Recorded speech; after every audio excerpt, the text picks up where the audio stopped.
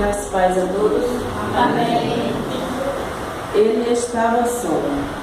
Naquela hora terrível de tanta dor, de tanta amargura, de tanta injustiça, não havia cânticos, não havia festa, não havia risos, só havia solidão. Até os amigos queridos, companheiros, o haviam abandonado, estavam dormindo. E na quietude do Getsemane, ele falava com o Pai, em grande angústia: Pai, que passe de mim este cálice. Ele estava só.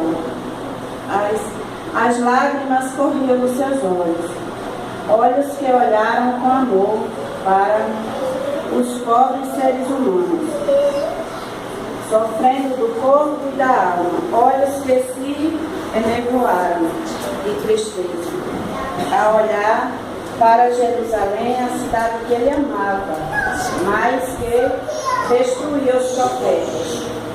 Olhos que choraram ao virem a desolação de Marta e Maria, padecendo a saudade pela morte de Lázaro. Ele estava só. E a sua dor foi tanta que gotas de sangue jorraram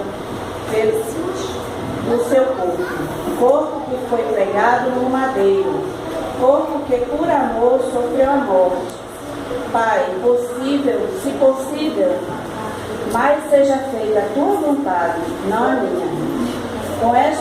Com estas palavras selou o pacto de nossa redenção.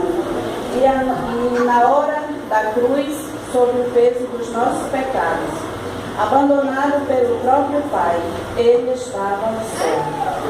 Sofreu sozinho para não nos deixar na solidão, na incerteza de uma manhã sem paz, sem Deus, sem salvação. Ele estava só. Tu não amas por isso? Fica a pergunta, né? Amém.